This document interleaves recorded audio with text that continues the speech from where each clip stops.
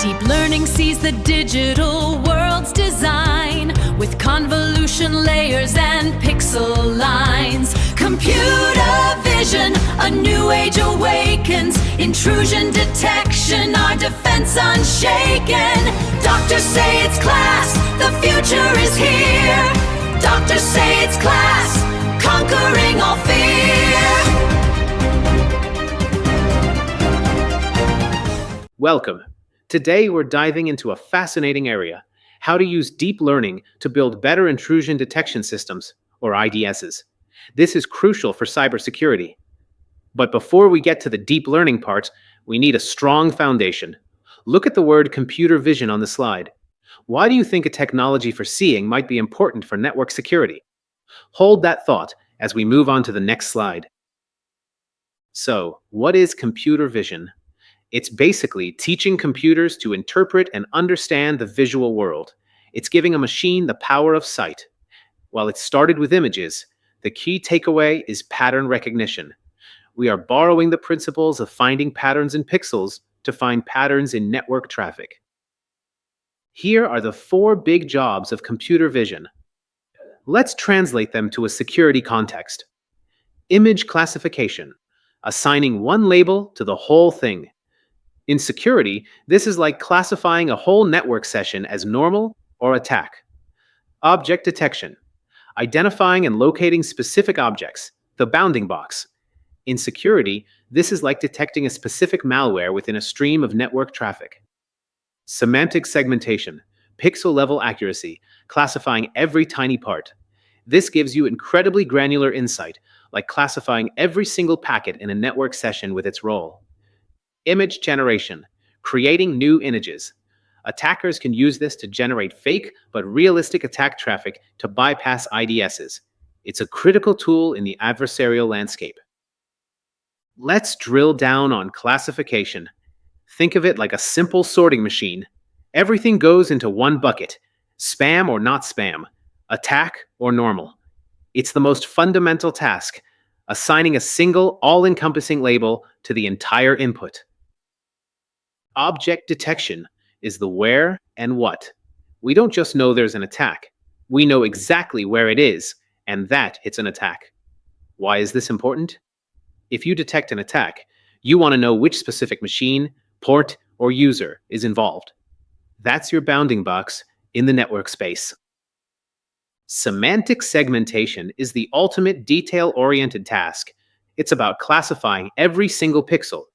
It's like giving every tiny data point in a network session its own label. If you can do this in a network, you have incredibly granular insight into the flow of information. Image generation, often done using GANs. This is the creative part. In intrusion detection, this is essential for 2 reasons. 1, researchers use it to create synthetic attack data to train and stress test defenses. And 2, attackers use it to generate novel, hard-to-detect network traffic to evade IDSs. It's a tool for both offense and defense. How does a computer see? It doesn't see a picture, it sees numbers. This slide explains the key concept. Everything is data. Every tiny dot, pixel, has a number for red, green, and blue. We use these numbers as the input features to train our deep learning models. In a network, we use packet size or port numbers, but the principle is the same. Convert the real-world thing, image or network traffic, into a mathematical feature vector for the model to learn from. Now, we get to the workhorse of computer vision, the convolutional neural network, or CNN. The problem: if we fed all the pixel numbers directly into a standard network, it would be huge and slow. The CNN solution. CNNs solve this with 2 specialized layers. Convolutional layers. These are the pattern detectors. Think of them as little magnifying glasses that slide over the image, looking for simple things like edges or curves. Pooling layers. These are the summarizers. They shrink the data, keeping only the most important patterns. Less data, but all the crucial patterns are kept. Let's zoom in on the convolutional layer. Sliding filter, the scanner. Imagine a small filter with weights, numbers, sliding across the entire input. Shared weights, The same filter is used across the entire image. This is brilliant. It means if a model learns to recognize an attack signature at the start of a network stream, it will instantly recognize the same signature later in the stream. This saves huge amounts of training time. Learning. During training, the weights in these filters adjust until they learn to recognize specific, meaningful patterns. This slide is a reminder that under all the fancy deep learning terms, it's just matrix math. The core process in a convolutional layer is called the convolution operation. The takeaway is that the sliding filter process you just learned is a powerful mathematical step that lets the network extract features efficiently. This is the whole picture, the full CNN architecture. Let's follow the data's journey. Input, your image or your network data. Convolutional and pooling layers, these layers repeat. They find patterns, then summarize the patterns. They are the feature extractors. Fully connected layers. Finally, the extracted patterns are flattened and fed into a standard network to make the final prediction. This is where the model decides, this is a cat or this is a brute force attack. The note here reminds us of a few critical components beyond the core CNN layers. ReLU, rectified linear unit. This is the activation function. It introduces nonlinearity. This is vital because it allows the network to learn complex, curvy, real-world patterns. Fully connected layer. This is the final layer that takes the features and uses them to perform the classification, the final decision. If CNNs teach computers to see, NLP teaches them to read and understand. Why do we need this for intrusion detection?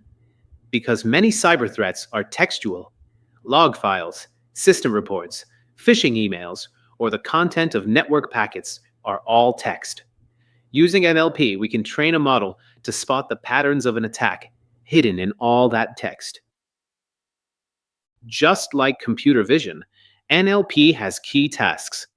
Let's briefly look at the cybersecurity application for each. Text classification. Is this log entry safe or suspicious? Sentiment analysis. Is a user's recent activity on a server showing frustration, a potential insider threat? Search. Sifting through billions of system logs to find a specific error code. Machine translation. Translating foreign language threat intelligence reports. Text generation. Used by bad actors to craft highly convincing phishing emails. Let's focus on text classification. It's the essential tool for sorting text into predefined buckets. The note mentions spam filtering and topic labeling. In security, this is the foundation for triage, automatically assigning a severity, low, medium, high, to a security alert. Sentiment analysis is all about feeling. While often used for customer reviews, in a security context, it can be part of insider threat detection. If a privileged employee is sending increasingly negative internal messages, it could be a red flag for a potential security breach. The note defines search as finding relevant information in large datasets. In the real world, the amount of log data generated by a large company is staggering. Search, driven by NLP, is how security analysts can quickly and effectively query those massive datasets to find evidence of an attack or system error. Machine translation, translating text from one language to another.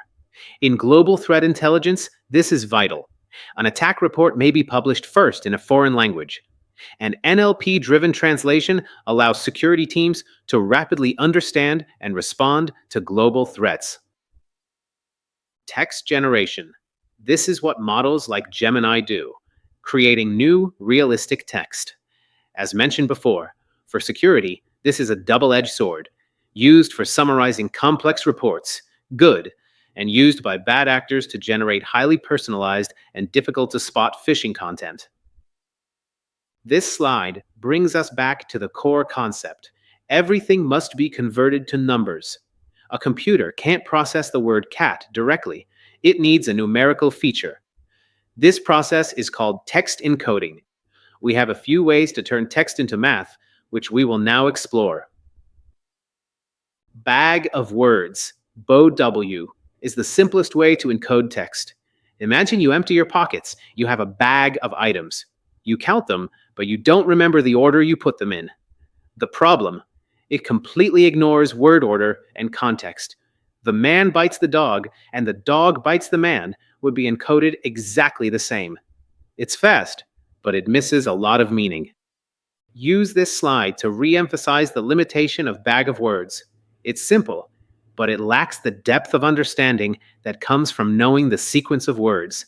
We need something better than just count it. This is a massive leap forward. Word embeddings. Instead of a simple count, a word is now represented by a vector, a list of numbers that captures its meaning. Meaning in numbers. These vectors capture semantic relationships. The vector for king minus man plus woman is very close to queen. Pre-trained models. We often use models pre-trained on huge datasets to give our security models a head start in understanding the context of a network traffic or log entries. And finally, the king of modern NLP, the transformer. This architecture revolutionized text modeling. It converts text to features using three things: word embeddings, the meaning vectors, positional encodings, a way to tell the model, this word is first, this word is second. Attention. This is the core innovation. It measures how strongly words in sentences are related. This is like figuring out that a seemingly harmless user login is strongly related to a malicious file download that happened 10 minutes earlier. Before transformers, we had recurrent neural networks, RNNs. They were the first major way to handle sequences. They're called recurrent because they use loops to pass information from one step of the sequence to the next. The next few slides will show how this memory works. The defining feature of the RNN is its memory. It takes the output from the last step and feeds it back as an input for the current step. It's like a chain.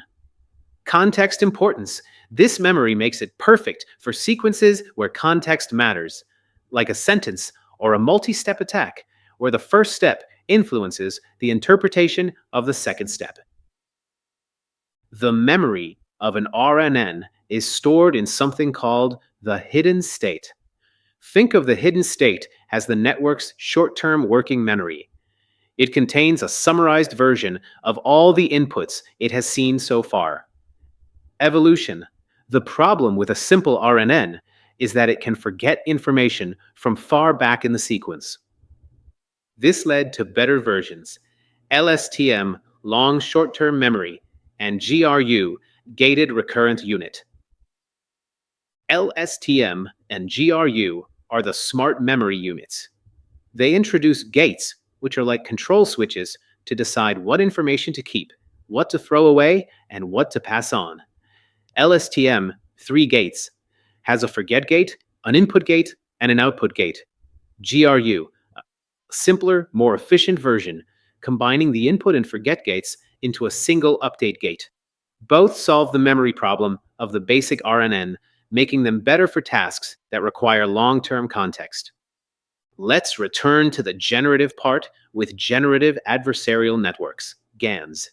This is a competition between two networks. The generator, the faker, tries to create data that looks perfectly real. The discriminator, the cop, tries to tell the difference between the fake data and real data. The security use. Attackers can use GANs to generate attack traffic that is just realistic enough to bypass the current intrusion detection system, allowing security researchers to test and improve their defenses. Our last concept is the autoencoder, AE. This is a network that is trained to do one simple thing: reconstruct its input. The process: the encoder compresses the data, and the decoder unzips it back. Anomaly detection. The key insight is that the AE only learns to perfectly reconstruct normal data. If you feed it an anomaly, like an attack packet, it won't know the pattern, and its attempt to reconstruct it will result in a high error rate. This reconstruction error is one of the most powerful unsupervised ways to find completely new zero-day attacks that the model has never seen before. By connecting all these concepts, they'll see the full power of deep learning in cybersecurity. Thank you for following along. and see you in the next video lecture.